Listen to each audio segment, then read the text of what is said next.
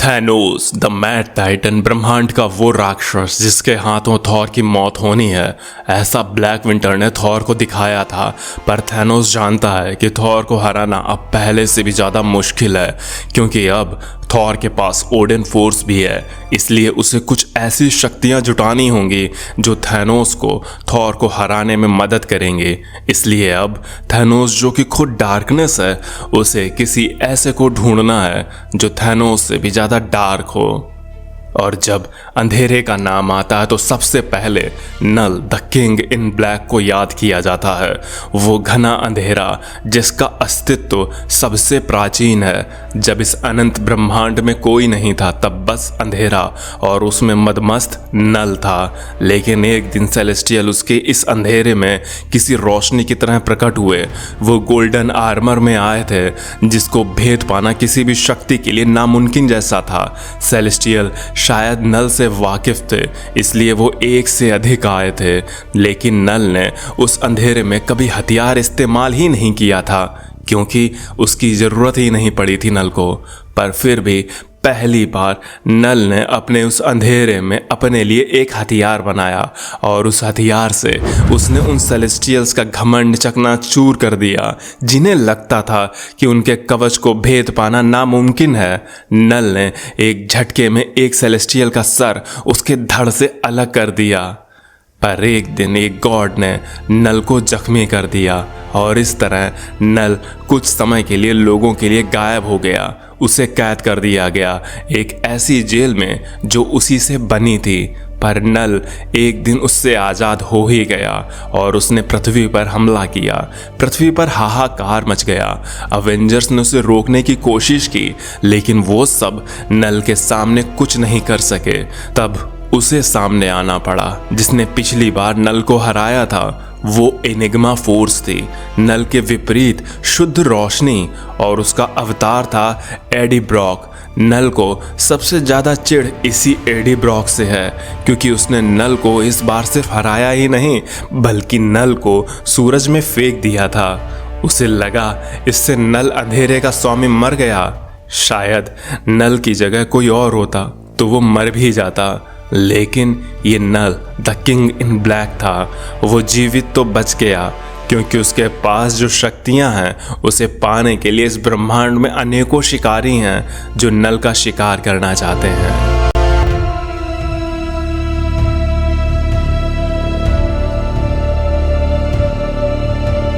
कहानी की शुरुआत एक कैदी से होती है जो जेल में कैद है। उससे कोई कहता है, ये किंग इन ब्लैक है, इसे देख के तो नहीं लगता कि ये जरा सा भी खतरनाक हो सकता है। जैसा कि मैंने बताया था कि इस ब्रह्मांड में कई शिकारी हैं जो नल की शक्तियों को अपना बनाना चाहते हैं। ये कैदी नल ही था जिसे किसी ने कैद कर लिया था, शायद तब जब ये सबसे ज़्यादा कमज़ोर था।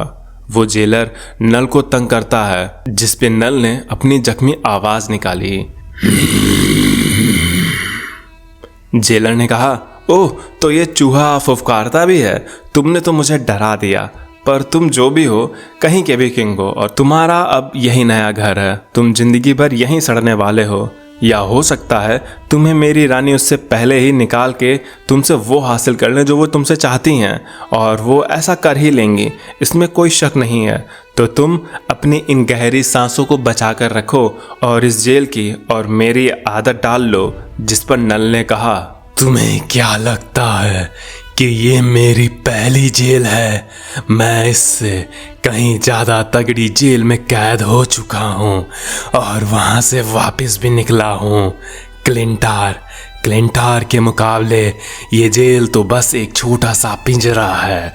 इससे मैं जल्दी निकलूँगा और फिर मैं इस ब्रह्मांड को अपने शत्रुओं के रक्त से सुर्ख लाल कर दूँगा, और उनमें तुम्हारा रक्त सबसे पहला होगा।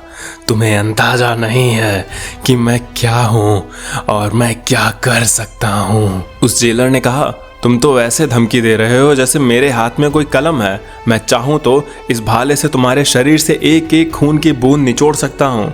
तभी किसी ने कहा, उससे दूर रहो, उससे करीब जाने की जरूरत नहीं है, खासकर तब जब तुम उसके ही सिम्बियोट आर्मर को पहने हो। इसलिए उससे दूरी बनाए रखने में ही भलाई है। ये मत भूलो कि वो हमारा मेहमान है, उसकी खातिरदारी अच्छे से होनी चाहिए।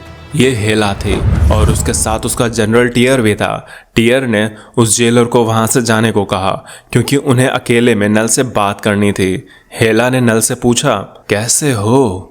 क्या यहाँ तुम्हें कोई दिक्कत तो नहीं है?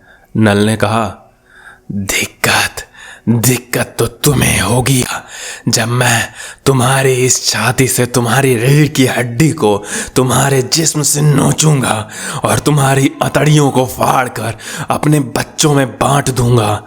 दिक्कत तो तब होगी।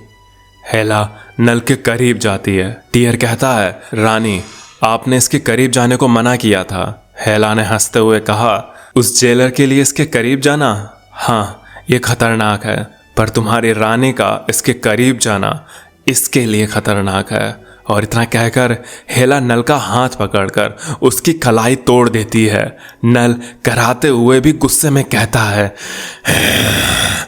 मैं तुमको मार डालूंगा।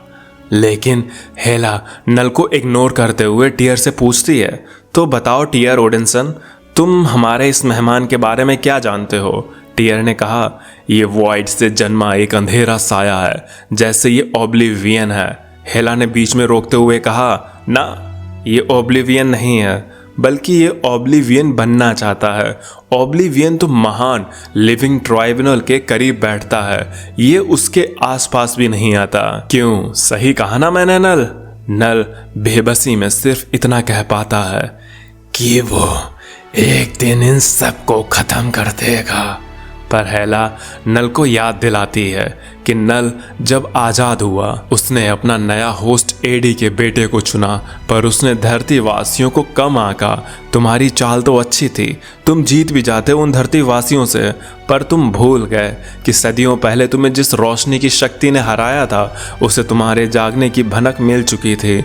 उसने एडी को अपना होस्ट बनाया और फिर एडी ब्रॉक ने तुम्हें सूरज में फेंक दिया। पर तुम्हारा अंत ऐसे नहीं होना चाहिए था। एक अंधेरे का देवता बस यूं ही किसी सूरज में जलकर मर जाए। पर फिर नल लौटा। वो अब ना तो कोई किंग था, ना उसके पास उसकी अपनी कोई सेना थी। वो शून्य से जन्मा सिर्फ एक शून्य था। इसे अगर याद होता कि एसगार्ड अभी भी मौजूद है तो ये कभी भी वहां जाकर मेरे चंगुल में फंसने की गलती नहीं करता। इसकी यादें भी अब इसके पास पूरी नहीं हैं। पर अब जब ये नल भाग्य का ठुकराया हुआ है और मेरी कैद में है तो इसकी शक्तियां अब मेरी हैं। इतना कहकर हेला अपना हाथ नल की तरफ बढ़ाती है, जिस पे नल घबराता है और हेला को ऐसा करने के लिए मना करता है। हेला नल के अंदर से उसकी शक्तियां अपने अंदर सोखने लगती है और नल सिर्फ बेबस होकर चिल्लाता रहता है। पूरे हॉल में नल की चीख गूंज पड़ती है और फिर नल बेबस होकर जमीन पर गिर जाता है।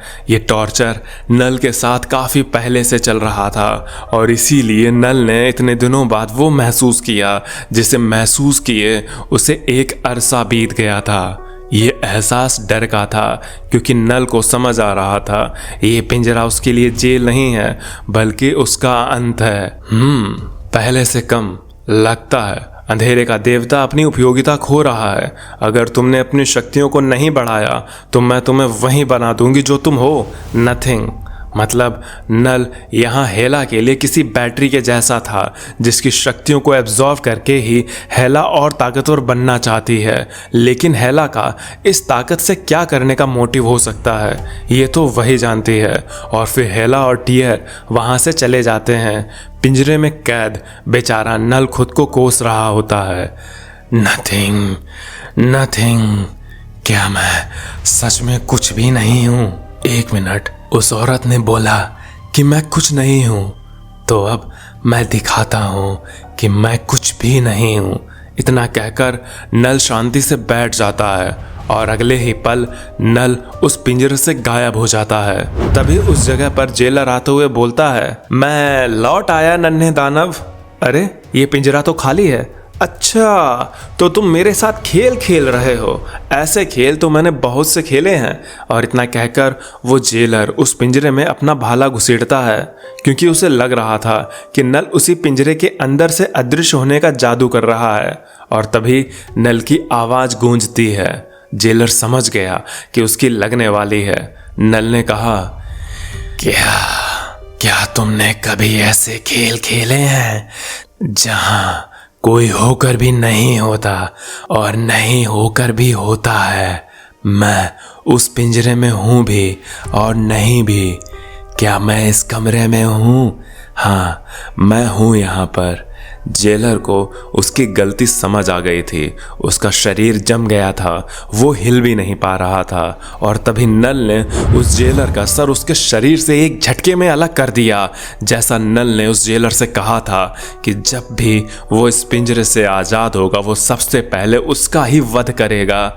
नल ने उस जेलर के अंदर का सिम्बायोट अपने अंदर समाने लगता है। नल ने कहा,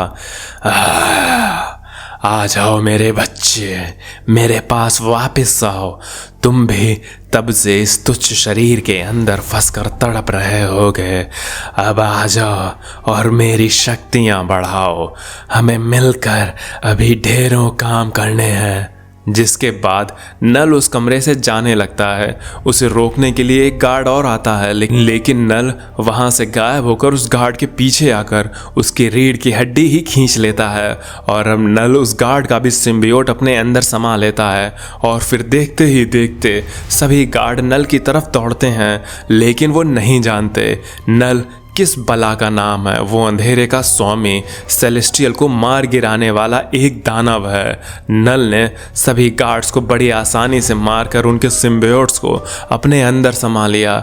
नल की शक्तियां पहले जैसी तो नहीं थीं, लेकिन पिंजरे में कैद होने से तो ज़्यादा ही थीं। जिसके बाद नल हैंगर में आता है। वो कहता है, बच्चों, एक समय था जब मैं अपने विशाल ड्रैगन से इस ब्रह्मांड में तेजी से आवागमन करता था, पर अब मेरी शक्तियां कम हो चुकी हैं।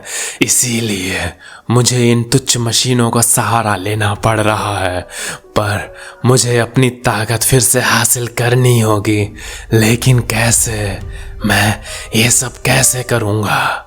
और फिर नल उस जगह से उड़ जाता है। वहीं इससे दूर हेला अपने जादू से ये सब कुछ देख रही थी। जैसे नल का उसकी कैद से भाग जाना हेला के प्लान का हिस्सा था। टियर हेला से कहता है, माय क्वीन, मैं आपके उद्देश्य पर शक तो नहीं कर रहा, पर क्या ये खतरा मोल लेना जरूरी है? हमारा एसगार्ड का रेनबो ब्रिज भी टूट चुका है। मिडगार्ड एसगार्ड की सुरक्षा से वंचित है। क्या इस समय इतना बड़ा रिस्क लेना सच में मायने रखता है? हेला ने कहा, तुम ऐसे जता रहे हो कि तुम्हें मुझ पर यकीन है, लेकिन तुम खुद अंदर ही अंदर मेरे एक्शन पर संदेह भी कर रहे हो। मैं नल की काफ़ी शक्तियों को अपने अंदर ले चुकी हूँ, पर फिर भी उसकी सब शक्तियाँ मेरी नहीं हैं। मेरे पास जो जादू है उससे वो शक्ति मेरी हो भी नहीं पाएगी। ये शक्तियाँ मेरी तब होंगी जब नल स्वयं उन्हें मुझे सौंप देगा। मैंने नल को किसी चारे की तरह इस्तेमाल किया है ताकि वो भागता हुआ वापस मेरे ही पास आए।